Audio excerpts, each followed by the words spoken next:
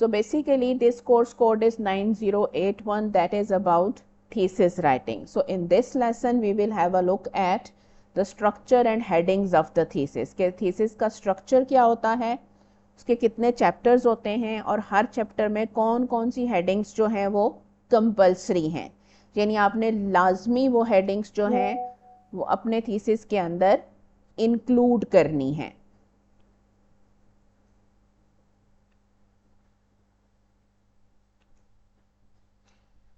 So overall जो thesis है उसके 3 मेजर पार्ट्स होते हैं. First is obviously preliminary pages. Preliminary means इब्तदाई, इनिशियल पेजेस. इनिशियल पेजेस के बाद जो सेकंड उसका पार्ट है that is the main body which consist of 5 chapters. और इसके बाद जो लास्ट पार्ट है वो अपेंडिसेस होती हैं अगर हूँ तो, मतलब अगर ऐड करनी ज़रूरी हूँ तब, अगर आपके पास कुछ एडिशनल डाटा हो जो साथ में प्रोवाइड करना ज़रूरी हो तो आप अपेंडिसेस ऐड करते हैं, अदरवाइज अपेंडिसेस ऐड नहीं होती. सो जो प्रिलिमिनरी पेजेस और जो मेन बॉडी है वो कंपल्सरी पार्ट्स हैं थीसिस के, और अपेंडिसेस जो हैं वो जो थर्ड पार्ट है वो तब ऐड होता है जब रिक्वायर्ड हो. और जो आपका थीसिस जो है उसकी जो आपने फॉर्मेटिंग करनी है, उसमें जो आपने फॉर्मेट फॉलो करना है वो APA 7th एडिशन फॉलो करना है. और ये चीज़ आपने क्लियरली याद रखनी है कि आपने कौन सा फॉर्मेट फॉलो करना है, APA 7th एडिशन. यानी जब आप अपने प्रिलिमिनरी पेजेस को फॉर्मेट कर रहे हों तो पहले आप लिखेंगे टाइटल पेज APA 7 फॉर्मेट. आपको जो आपका ब्राउज़र है वो इंस्ट्रक्शंस देगा, रूल्स देगा कि आपने हेडिंग को कैसे फॉर्मेट करना है, सब हेडिंग को कैसे फॉर्मेट करना है टाइटल पेज की, वो सारे रूल्स दे देगा. आपने उसके अकॉर्डिंगली अपना टाइटल पेज फॉर्मेट कर लेना है. फिर वो आपको ये बताएगा कि एब्स्ट्रैक्ट का पेज कैसे फॉर्मेट करना है. फिर वो आपको ये बताएगा कि टेबल ऑफ कंटेंट्स को कैसे फॉर्मेट करना है. Table of contents APA 7 format, सारी आपको फॉर्मेटिंग पता चल जाएगी. Page numbering, initial pages APA 7 format, आपको फॉर्मेट्स के सारे रूल्स बताता जाएगा. आपने वो सारे रूल्स फॉलो करने हैं और उसके अकॉर्डिंगली अपने इनिशियल पेजेस की फॉर्मेटिंग करनी है. फिर जब आप अपने 5 चैप्टर्स पे आएंगे तो हर चैप्टर्स के हर सेक्शन के हवाले से आप रूल्स चेक करते जाएंगे और अपने थीसिस को फॉर्मेट करते जाएंगे. लेकिन फॉर्मेटिंग का काम हम यूजुअली अपना थीसिस कंप्लीट करने के बाद करते हैं, बिकॉज ऑब्वियसली जब आप चीज़ें ऐड सब्ट्रैक्ट कर रहे होते हैं तो फॉर्मेटिंग बार बार आगे पीछे होती रहती है. सो प्रिलिमिनरी पेजेस में कौन कौन से प्रिलिमिनरी पेजेस हैं? सबसे पहले तो टाइटल पेज होना चाहिए. उसके बाद जो सेकंड पेज होता है that is declaration of originality, यानी आप डिक्लेयर करते हैं कि to the best of my knowledge मेरे थीसिस के जो कंटेंट्स हैं वो ओरिजिनल हैं और मैंने कहीं से इसको कॉपी नहीं किया. थर्ड इज़ एक्नॉलेजमेंट्स जो ऑप्शनल होती हैं, लेकिन ऑब्वियसली APA 7 को हम फॉलो कर रहे हैं और आपकी यूनिवर्सिटी में ये रिक्वायर्ड पेज है. इसमें आप उन लोगों की कंट्रीब्यूशंस को एक्नॉलेज करते हैं जिन्होंने इस थीसिस के लिखने में या इसमें आपको किसी भी सेंस में हेल्प आउट किया हो, चाहे वो आपके सुपरवाइजर्स हों, चाहे वो आपके टीचर्स हों, आपके फ्रेंड्स या फैमिली मेम्बर्स हों, किसी भी कैपेसिटी में अगर उन्होंने आपको हेल्प आउट किया है तो आप उनको एक्नॉलेज करते हैं. फिर आता है एब्स्ट्रैक्ट. एब्स्ट्रैक्ट का जो पेज है उसमें आप अपने थीसिस का एक ब्रीफ सा 100 to 150 वर्ड्स का एक ओवरऑल व्यू देते हैं कि आपके थीसिस के अंदर है क्या, इसका टॉपिक क्या है, इसके अंदर आपने कौन सा मेथड यूज़ किया है, आपके रिजल्ट्स क्या आए हैं और उन रिजल्ट्स की फाइंडिंग्स की वजह से आपने क्या कंक्लूड किया है. ये 4-5 चीज़ें आपके एब्स्ट्रैक्ट में 100 to 150 वर्ड्स में आप ब्रीफली लिख देते हैं. That is your abstract. Then comes list of tables अगर हो तो, यानी अगर आपके थीसिस में कोई क्वांटिटेटिव डाटा था और उसके आपने टेबल फॉर्म में उसको प्रेजेंट किया है और एक से ज़्यादा टेबल्स हैं तो आप उसकी लिस्ट प्रोवाइड करेंगे. लिस्ट ऑफ फिगर्स, अगर आपने कोई फिगर्स या डायग्राम्स इंक्लूड किए हैं जैसे पाई चार्ट्स, बार चार्ट्स, ग्राफ्स, पिक्चर्स, इमेजेस, कुछ भी अगर आपके डाटा में रिक्वायर्ड थे, अगर हैं तो, कंपलसरी नहीं है, अगर हैं तो उनकी लिस्ट आप नेक्स्ट पेज पे प्रोवाइड करेंगे. और फिर उसके बाद आएगा टेबल ऑफ कंटेंट्स, यानी अगर आपकी लिस्ट ऑफ टेबल्स और लिस्ट ऑफ फिगर्स नहीं है तो एब्स्ट्रैक्ट के फ़ौरन बाद टेबल ऑफ कंटेंट्स आ जाएगा. हम इन सारे सेक्शंस को दोबारा करेंगे मनाहिल, एब्स्ट्रैक्ट को भी हम डिटेल से करेंगे। अभी हम सिर्फ ये देख रहे हैं कि मैंने आपसे कहा ना कि आज के लेक्चर में हमने सिर्फ ओवरऑल देखना है कि थीसिस का ओवरऑल स्ट्रक्चर क्या होता है। ये सारी चीज़ें हम 1 बाय 1 सेक्शन वाइज दोबारा करेंगे कि एब्स्ट्रैक्ट कैसे लिखना है, बाकी चीज़ें कैसे करनी है। सो जो थीसिस है उसका फर्स्ट पेज होगा टाइटल पेज, वो कंपलसरी है। इसके बाद डिक्लेरेशन ऑफ ओरिजिनलिटी कंपलसरी है। फिर उसके बाद एक्नॉलेजमेंट्स का पेज आता है। उसके बाद एब्स्ट्रैक्ट आएगा। उसके बाद लिस्ट ऑफ टेबल्स और लिस्ट ऑफ फिगर्स उस सूरत में आएंगी अगर आपके थीसिस में मौजूद हैं। अगर नहीं हैं तो ये 2 पेजेस स्किप हो जाएंगे, अगर हैं तो ये 2 पेजेस इंक्लूड हो जाएंगे। और उसके बाद फिर आपका जो लास्ट जो पेजेस होंगे प्रिलिमिनरी पेजेस के, वो होंगे table of contents. Table of contents की हेडिंग आएगी और इसके बाद आप पहले जैसे आप सबसे ऊपर जो आपका फर्स्ट होगा वो टाइटल पेज होगा। उसके बाद declaration of originality, acknowledgements, abstract, उसके नीचे चैप्टर 1, फिर उसकी हेडिंग्स, उनके पेज नंबर्स, फिर चैप्टर 2, उसकी जैसे एक पूरा एक, अगर आप जब बुक खोलते हैं तो उसके स्टार्ट में एक पूरा एक टेबल ऑफ कंटेंट्स दिया होता है। बिल्कुल उसी तरह से आप अपने थीसिस के स्टार्ट में एक टेबल ऑफ कंटेंट्स प्रोवाइड करेंगे और अगेन उसको बनाते हुए आपने APA 7th एडिशन के रूल्स को फॉलो करना है। तो जब आप उसको बना रहे होंगे तो आप क्या करेंगे, आप अपने ब्राउज़र में लिखेंगे table of contents APA 7 format rules. आपका जो ब्राउज़र है वो आपको रूल्स दे देगा, आप उनको 1 बाय 1 फॉलो करके अपना ये जो टेबल ऑफ कंटेंट्स है वो बना लेंगे। टेम्पलेट्स भी मिलते हैं आपको MS वर्ड में, लेकिन अगर आप टेम्पलेट लेके बनाते हैं तो यूजुअली वो टेम्पलेट इतना स्टक होता है कि वो चीज़ें उसके अंदर ऐड सब्ट्रैक्ट करते हुए आगे पीछे हो जाती हैं। सो इट्स बेटर कि आप खुद से टेबल ऑफ कंटेंट बनाएं। अब जो आपका फर्स्ट चैप्टर है उसमें भी कुछ हेडिंग्स ऐसी हैं जो कंपल्सरी हैं, जिनको आप स्किप नहीं कर सकते, वो लाजमी इंक्लूड होती हैं हर थीसिस में। चैप्टर 1, उसके बिल्कुल नीचे आप हेडिंग देते हैं इंट्रोडक्शन, ये आपकी हेडिंग होती है उसकी। उसके इस चैप्टर में हम क्या करते हैं, हम इंट्रोड्यूस करते हैं अपने रिसर्च टॉपिक को और एस्टैब्लिश करते हैं कि हमारी स्टडी की फाउंडेशन यानी बुनियाद क्या है, हम जो स्टडी करने जा रहे हैं वो क्या है और उसे हम क्यों स्टडी कर रहे हैं और कैसे स्टडी करेंगे। ये सब इंफॉर्मेशन जो है वो हम अपने चैप्टर 1 में प्रोवाइड करते हैं, यानी इंट्रोड्यूस करते हैं। हम सिर्फ अपना टॉपिक इंट्रोड्यूस नहीं करते, हम उसको स्टडी करने का रीज़न भी इंट्रोड्यूस करते हैं, हम उसे कैसे स्टडी करेंगे ये भी हम उसमें इंट्रोड्यूस करते हैं, और हम क्या रिजल्ट्स एक्सपेक्ट कर रहे हैं हम वो भी इस चैप्टर में ब्रीफली इंट्रोड्यूस करते हैं। रिमेंबर इट्स इंट्रोडक्शन, ये आपका पूरा थीसिस नहीं है। अब रिक्वायर्ड हेडिंग्स कौन सी हैं इस चैप्टर की? सबसे पहले इंट्रोडक्शन के पैराग्राफ के बाद, यानी इंट्रोडक्टरी पैराग्राफ के बाद सबसे पहली हेडिंग आप देते हैं बैकग्राउंड ऑफ द स्टडी। इसमें आप प्रीवियस रिसर्चेस जो आपके टॉपिक से कनेक्टेड हैं उनको ब्रीफली डिस्क्राइब करते हैं कि ये रिसर्चेज हुई हैं, इनमें ये टॉपिक इन एंगल से स्टडी हुआ है, लेकिन जिस एंगल से हम इसको स्टडी करना चाह रहे हैं उस एंगल से ये टॉपिक अभी तक स्टडी नहीं हुआ। That is the background to your research. Then statement of the problem आ जाती है, यानी आप अपना जो प्रॉब्लम है यानी जो टॉपिक है उसको आप डिफाइन करते हैं कि ये जो इशू है इस एंगल से,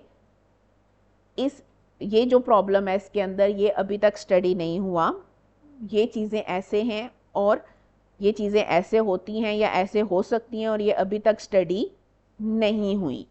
ये आपकी होती है स्टेटमेंट ऑफ द प्रॉब्लम। अब ये जो स्टेटमेंट ऑफ द प्रॉब्लम है, अगेन जब हम स्टेटमेंट ऑफ द प्रॉब्लम के सेक्शन को अलग से जब हम इंट्रोडक्शन वाले चैप्टर को स्टडी करेंगे तो उसमें हम डिटेल से देखेंगे कि ये लिखनी कैसे है। Right now all you have to remember is के जो चैप्टर 1 यानी इंट्रोडक्शन है उसकी जो रिक्वायर्ड हेडिंग्स है उसमें सबसे पहले इंट्रोडक्शन का आप एक पैराग्राफ लिखेंगे, उसके बाद आप बैकग्राउंड ऑफ द स्टडी लिखेंगे, then you will write statement of the problem, इसके बाद आप लिखेंगे significance of the study. Significance of the study का मतलब ये होता है कि आपकी जो रिसर्च है उससे फील्ड ऑफ नॉलेज जो है उसमें क्या इजाफा होगा। यानी अगर आप लिंग्विस्टिक्स से रिलेटेड कोई स्टडी कर रहे हैं तो लिंग्विस्टिक्स में आपकी उस रिसर्च से टीचर्स को, लिंग्विस्ट्स को, रिसर्चर्स को क्या नॉलेज मिलेगी, उससे क्या फ़ायदा होगा। अगर आप लिटरेचर की कोई रिसर्च कर रहे हैं तो अगेन उस नॉलेज के हवाले से क्या उसमें एडिशन होगी, that is called significance of the study. यानी जो आप रिसर्च कर रहे हैं उसकी सिग्निफिकेंस क्या है, उससे क्या फ़ायदा होगा।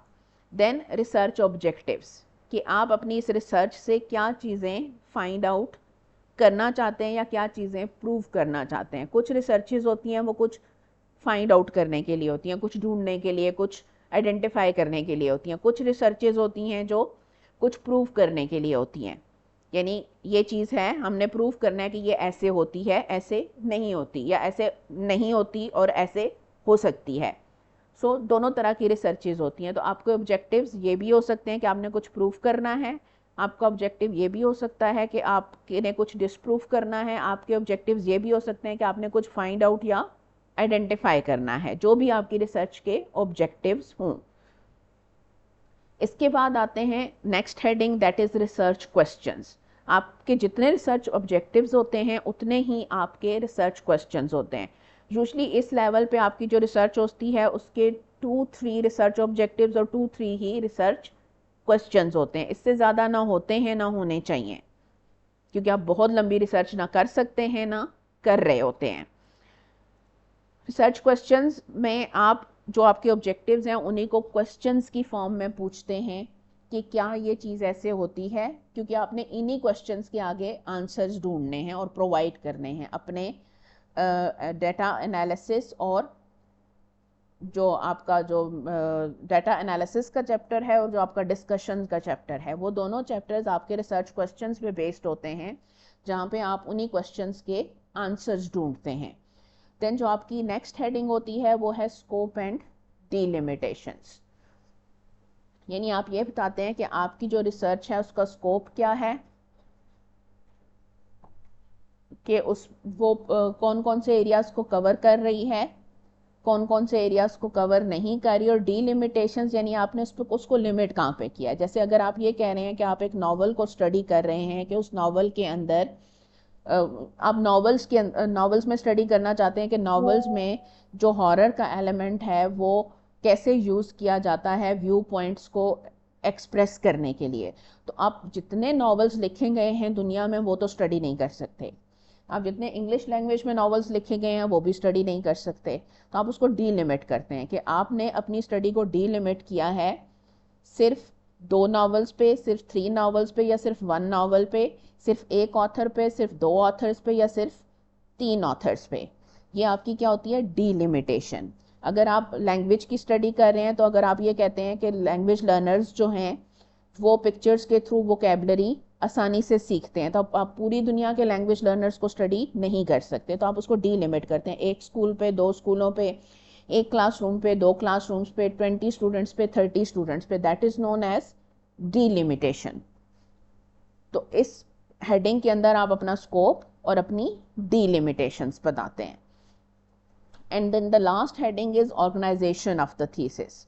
उसमें आप सिर्फ इतना बताते हैं कि चैप्टर 1 में ये चीज़ें बताई गई हैं, चैप्टर 2 में ये चीज़ें बताई गई हैं, चैप्टर 3 में ये चीज़ें बताई गई हैं, चैप्टर 4 में ये है और चैप्टर 5 में ये है।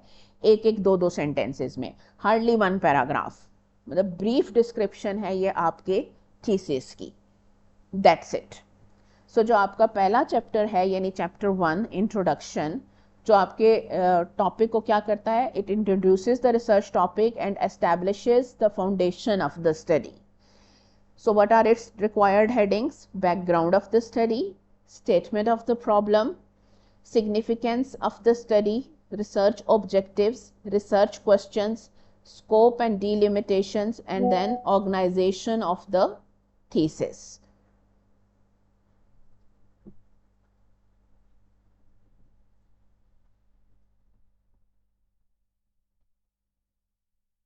So first of all, obviously the first heading in introduction chapter is background of the study.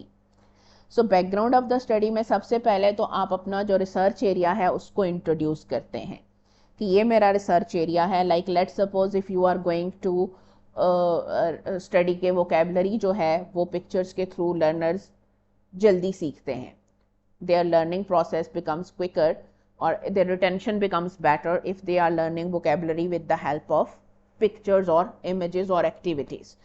So आप अपने area of research को introduce कैसे करवाएंगे? First of all you will tell that you will introduce के vocabulary retention जो है वो क्या है और वो पिक्चर्स के थ्रू कैसे होती है, और उससे रेलेवेंट आप 2-3 रिसर्चेस जो ऑलरेडी हो चुकी हैं उनको मेंशन करते हैं कि इन्होंने ये बात की है, फलां राइटर ने ये बात की है, फलां ने ये किया है, फलां ने ये किया, और ये एस्टैब्लिश्ड एक व्यू पॉइंट है कि जो पिक्चर्स हैं उनके थ्रू जो लर्नर्स हैं वो वोकेबलरी ज़्यादा क्लियरली सीखते हैं। ठीक है, ये क्या हो गया आपका इंट्रोडक्शन टू रिसर्च एरिया हो गई। इसके बाद आप उसका हिस्टोरिकल बैकग्राउंड बताते हैं। हिस्टोरिकल बैकग्राउंड का ये मतलब नहीं होता कि आप पूरी हिस्ट्री बताने लग जाएं। हिस्टोरिकल बैकग्राउंड का मतलब ये कि जो आप जिस एरिया पे रिसर्च कर रहे हैं उसमें इससे पहले कौन कौन सी रिसर्चेज हो चुकी हैं। चूँकि ये आपका इंट्रोडक्शन का चैप्टर है, आगे आपने लिटरेचर रिव्यू ऑलरेडी लिखना है, तो आप बहुत ज़्यादा नहीं बताते, आप बस 3-4 या 5 मेन सी जो रिसर्चेज हैं हिस्ट्री में वो बता देते हैं, एक रफ सा मैप दे देते हैं। देन जो रीसेंट डेवलपमेंट्स हुई हैं इसमें अगेन 4-5 आप वो मेंशन कर देते हैं। मेंशन करने का मतलब नहीं कि बस आप सिर्फ ये लिख दें कि डैनियल ने 1956 में ये चीज़ लिखी थी, नहीं, आप उसके अंदर से आपका जो रेलेवेंट उसने बात की है, जो उसकी जो रिजल्ट था या जो उसकी जो कंक्लूजन थी जो आपकी स्टडी से रेलेवेंट है, आप वो लिखते हैं कि उसने ये किया और वो इस रिजल्ट पे पहुंचा। अगर उसने जो किया था एक्सपेरिमेंट वो आपकी स्टडी से रेलेवेंट है तो आप उसको मेंशन करेंगे, अगर उसके रिजल्ट्स आपकी स्टडी से रेलेवेंट है तो आप उनको मेंशन करेंगे, whichever is relevant. That is how you do your study. फायजा हेडिंग्स अब रिपीट ही होंगी, ये this was the first heading, background of the study, we will go through them one by one. फिर इसके बाद आप बताएंगे कि मेजर कॉन्सेप्ट्स जो आपकी रिसर्च से रिलेटेड हैं, आप उनकी सब हेडिंग भी बना सकते हैं। यानी आपकी जो मेन हेडिंग है यानी 1.1 that is background of the study, 1.1.1 can be the first major concept, 1.1.2 can be the second major concept, और इस तरह से जितने आपकी रिसर्च में कॉन्सेप्ट्स इन्वॉल्व हैं आप उनको उनकी सब हेडिंग्स बना सकते हैं, उनको आप डिस्क्राइब करेंगे। और अगेन ऐसे ही हवा में आप कोई चीज़ रिसर्च के अंदर डिस्क्राइब नहीं कर सकते, जिस बुक जिस राइटर जहाँ से आपने उस कॉन्सेप्ट को पढ़ा है आप उसको साइट करेंगे, साथ साथ बताएंगे कि ये फ़लाँ ने ऐसे कहा है, फ़लाँ ने ये बात की है। फिर आप कॉन्टेक्स्ट ऑफ द स्टडी बताएंगे कि ये जो आप स्टडी कर रहे हैं ये कहाँ होगी, कैसे होगी, किस तरह की जाएगी। जनरल डिस्कशन से अब आप अपने स्पेसिफिक इशू पे आ जाएंगे कि आप किस चीज़ पे स्टडी करने जा रहे हैं, वो कौन सा स्पेसिफिक पॉइंट है जो इस एरिया से रिलेटेड जो आप स्टडी करने जा रहे हैं।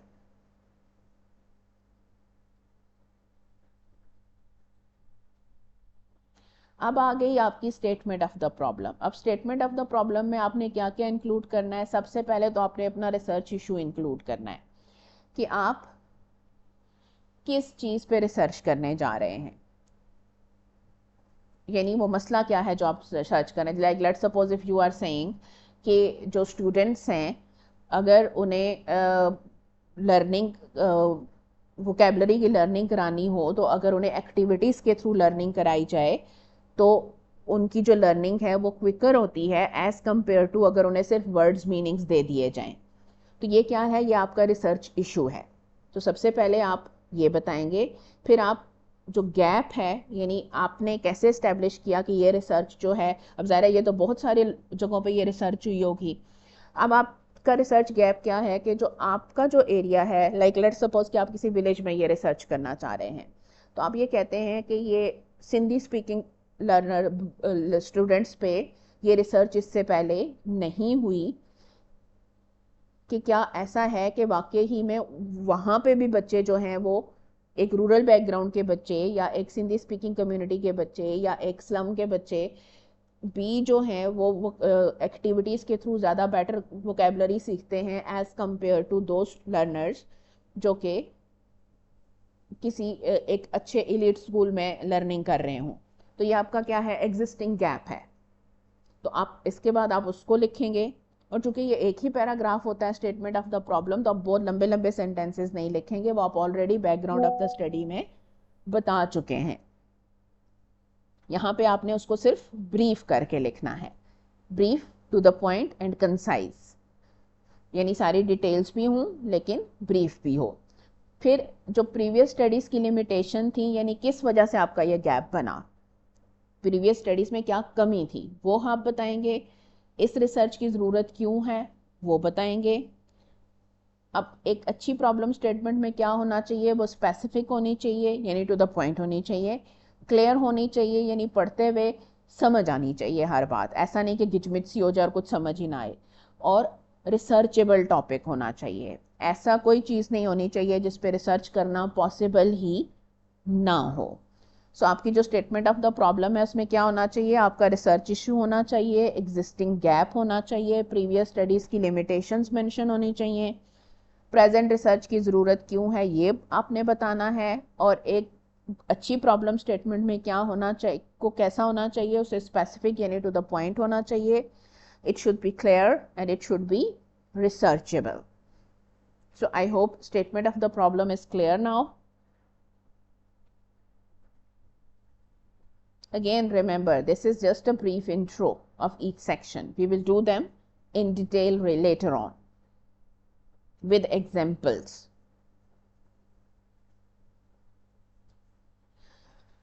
Then comes the next heading, that is significance of the study. अब significance of the study की जो heading है, what are we going to write in that heading?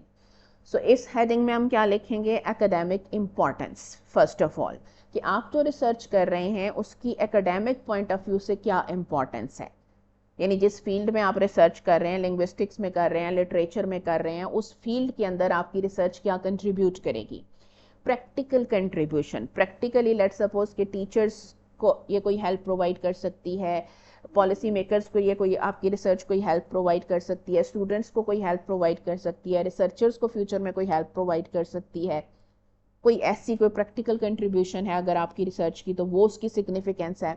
Social relevance, यानी अगर कोई आप ऐसा टॉपिक रिसर्च करें, like let's suppose if you are researching about gender bias, if you are researching about psychological issues, तो उसकी एक सोशल रेलेवेंस होगी कि इस रिसर्च से फ्यूचर में जो साइकोलॉजिकल इश्यूज हैं उनको उनकी स्टडी में हेल्प मिल सकती है, तो ये एक सोशल रेलेवेंस हो जाएगी। फिर बेनिफिशरीज ऑफ द रिसर्च कौन होंगे, यानी इस रिसर्च से किन किन लोगों या किस किस फील्ड के लोगों को इससे फ़ायदा हो सकता है, so that is also included in the significance of the study. अब who could be the people who can benefit from any kind of research? They could be researchers, they could be teachers, they could be students, and they could be policy makers. Policy makers कौन होते हैं, जो policies बनाते हैं, वो government officials भी हो सकते हैं, वो किसी इंस्टीट्यूट से रिलेटेड लोग भी हो सकते हैं, but they are the people who decide कि पॉलिसीज़ क्या होंगी किसी भी इदारे या किसी भी कंट्री या किसी भी एरिया की। So this is the significance of the study, where you explain what is the academic importance of your research, what is the practical contribution of your research, what is the social relevance of your research, who will be the beneficiaries of your research. Then come research objectives. अब research objectives में सबसे पहले तो क्या चीज़ें होनी चाहिए, यानी कौन से एंगल से आपने अपने रिसर्च ऑब्जेक्टिव्स क्रिएट करने हैं। सबसे पहले तो ये कि एक्शन ओरिएंटेड होने चाहिए, यानी आपने अपने ऑब्जेक्टिव्स ऐसे बनाने हैं जो कि आप रिसर्च करने जा रहे हैं, कुछ एक्टिवली करने जा रहे हैं, तो वो एक्शन ओरिएंटेड होने चाहिए कि उन ऑब्जेक्टिव्स की बेस पे कुछ किया जा सके, उन वो ऑब्जेक्टिव्स, क्योंकि ऑब्जेक्टिव्स हैं, ऑब्जेक्टिव्स की बेस पे हम कुछ अचीव करते हैं और अचीव करने के लिए एक्शन लेना पड़ता है। सो आपके ऑब्जेक्टिव्स एक्शन ओरिएंटेड होने चाहिए, फिर स्पेसिफिक होने चाहिए, फिक्स्ड, जनरल ऑब्जेक्टिव्स नहीं होने चाहिए, like to see whether children can learn vocabulary from pictures, नहीं, ये बहुत जनरल है। स्पेसिफाई करना है, to what extent can activities benefit learners retention of vocabulary items, to what extent यानी किस हद तक, अब ये उसको स्पेसिफिक कर देता है। तो आपने स्पेसिफिक करना है अपने ऑब्जेक्टिव्स को, अचीवेबल होने चाहिए, ऐसा कोई ऑब्जेक्टिव नहीं बनाना जो आपका जो टाइम फ्रेम है, जो आपकी जो रिसोर्सेज हैं, उसके अंदर अचीवेबल ही ना हो। जैसे लेट्स सपोज कि अगर आप ये कहते हैं कि आपने 15 स्कूल्स लेने हैं, उन 15 स्कूल्स में 15 टीचर्स होंगे जो 15 क्लासेस को 7 क्लासेस को जो हैं वो जो टीचर्स हैं वो पिक्चर्स के थ्रू सिखाएंगे, 7 क्लासेस को जो टीचर्स हैं वो एक्शन उसके थ्रू सॉरी वोकेबलरी लिस्ट के थ्रू सिखाएंगे, और एक क्लास ऐसी होगी जिसको दोनों मेथड्स के थ्रू सिखाया जाएगा। और फिर इसके बाद वो जो 15 टीचर्स होंगे वो अपना डाटा कंबाइन करेंगे, फिर आप उसको स्टडी करेंगे। ऑब्वियसली आपके पास 15 टीचर्स हायर करने का, 15 स्कूल्स को अप्रोच करने का ना तो टाइम है, ना रिसोर्सेज हैं, और ना ही आपके पास इसकी फिजिबिलिटी मौजूद है। सो दैट मीन्स कि आपकी स्टडी का, रिसर्च का जो ऑब्जेक्टिव है वो अचीवेबल ही नहीं है। सो अपने अपना ऑब्जेक्टिव वो रखना है जो अचीवेबल हो। सो आपके जो रिसर्च ऑब्जेक्टिव्स हैं वो एक्शन ओरिएंटेड होने चाहिए, स्पेसिफिक होने चाहिए, अचीवेबल होने चाहिए, और आपके ऑब्जेक्टिव्स आपकी प्रॉब्लम स्टेटमेंट से कनेक्टेड होने चाहिए। ये नहीं कि आपकी प्रॉब्लम स्टेटमेंट यानी जो चीज़ आप स्टडी कर रहे हैं वो कुछ और हो, ऑब्जेक्टिव्स कुछ और हों, क्वेश्चंस कुछ और कह रहे हों। आपकी प्रॉब्लम स्टेटमेंट, रिसर्च ऑब्जेक्टिव्स, आपके क्वेश्चंस तीनों एक दूसरे के साथ कनेक्टेड होने चाहिए और उन्हें एक ही बात करनी चाहिए। अगर वो एक दूसरे से डिफरेंट होंगे then it's a complete fail, फिर उसमें पास होने की कोई गुंजाइश ही नहीं है। अब वो कौन से कॉमन वर्ब्स हैं जो आप अपने ऑब्जेक्टिव्स को बनाने के लिए यूज कर सकते हैं? You can use the word analyse, you can use the word explore, slide number 8. You can use the word examine, you can use the word investigate.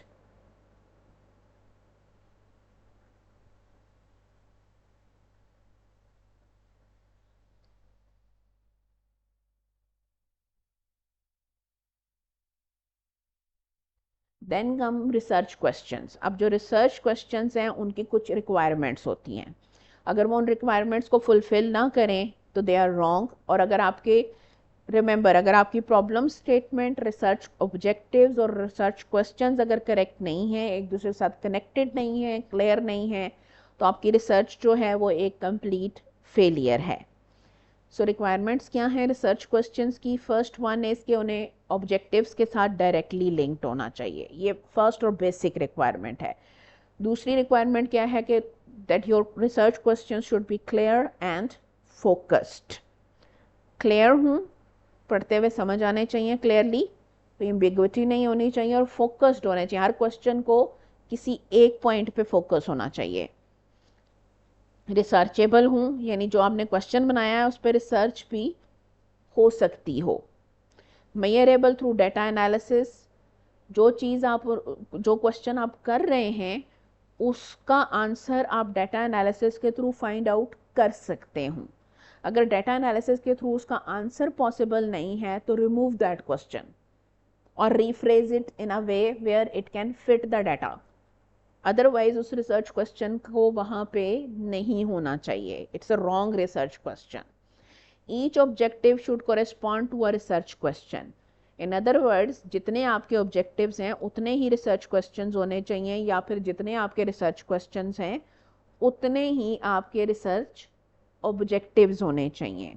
अगर 3 रिसर्च ऑब्जेक्टिव्स हैं तो 3 रिसर्च क्वेश्चंस होने चाहिए, अगर 4 research questions हैं तो 4 research objectives भी होने चाहिए। They should correspond to each other and they should be linked to each other.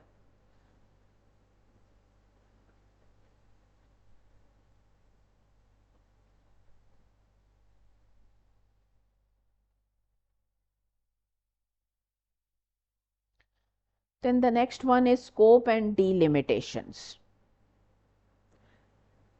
अब delimitations में आपने क्या बताना होता है?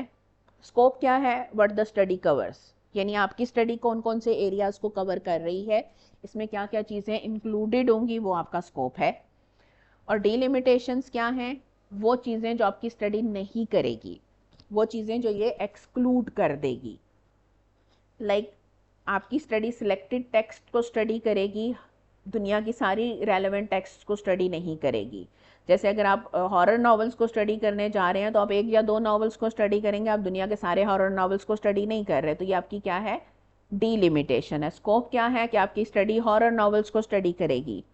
डीलिमिटेशन क्या है कि सिर्फ 1, 2 या 3 हॉरर नॉवेल्स को स्टडी करेगी, सारे हॉरर नॉवेल्स को स्टडी नहीं करेगी। इसके बाद सिलेक्टेड पार्टिसिपेंट्स, अगर आप पार्टिसिपेंट बेस्ड स्टडी कर रहे हैं तो अगेन आपकी स्टडी का स्कोप क्या है कि आप स्टूडेंट्स को या इतने नंबर ऑफ पीपल को स्टडी करेंगे। डीलिमिटेशन क्या है कि इतने ही नंबर ऑफ पीपल को स्टडी करेंगे, ज़्यादा को नहीं करेंगे। स्पेसिफिक पीरियड ऑफ टाइम आपकी डीलिमिटेशन है। स्टडी का स्कोप क्या है कि आप एक टाइम पीरियड को कवर करेंगे। डीलिमिटेशन क्या है कि आप उसी टाइम पीरियड को कवर करेंगे, उसके आगे पीछे वाले किसी और एरिया को स्टडी नहीं करेंगे। किसी एक स्पेसिफिक थ्योरी पे काम करेंगे, आप कोई और थ्योरी अपनी रिसर्च पे अप्लाई नहीं करेंगे, जबकि वही चीज़ जो है वो और थ्योरीज को लगा के भी स्टडी हो सकती है। So that is the delimitation of your research. तो scope and delimitation I hope are clear. Scope क्या है कि जो आपकी स्टडी कवर कर रही है, यानी कौन सी थ्योरी आप लगा रहे हैं, आपकी स्टडी में आपकी स्टडी कौन सी टेक्स्ट को स्टडी करेगी, आपके पार्टिसिपेंट्स कौन हैं, कौन से टाइम पीरियड से रिलेटेड है। और डीलिमिटेशंस क्या हैं कि सिर्फ सिलेक्टेड टेक्स्ट को स्टडी किया जाएगा, सिर्फ सिलेक्टेड पार्टिसिपेंट्स को स्टडी किया जाएगा, सिर्फ स्पेसिफिक टाइम पीरियड को स्टडी किया जाएगा, सिर्फ स्पेसिफिक थ्योरी अप्लाई की जाएगी, उनके अलावा और कोई चीज़ अप्लाई नहीं की जाएगी। सो that is the scope and delimitations. So this is the first portion of chapter 1 of the thesis. Then comes organization of the thesis. This is the last heading of chapter 1. Provide a brief overview of chapter 1, then chapter 2, then chapter 3, and then chapter 4, and then chapter 5. So that is basically organization of the thesis. Brief overview means that only 1 or 2 sentences, that chapter 1 describes the background of the study, then the scope of the study, significance of the study, research questions and research objectives. इतना बस आपने लिखना है। Then chapter 2 के बारे में भी इसी तरह से थोड़ा सा लिखना है, like that. So these are the headings of chapter 1. Background of the study, statement of the problem, significance of the study, research objectives, research questions, scope and delimitations, and organization of the thesis. I hope these are clear, because after that we will move on to chapter 2.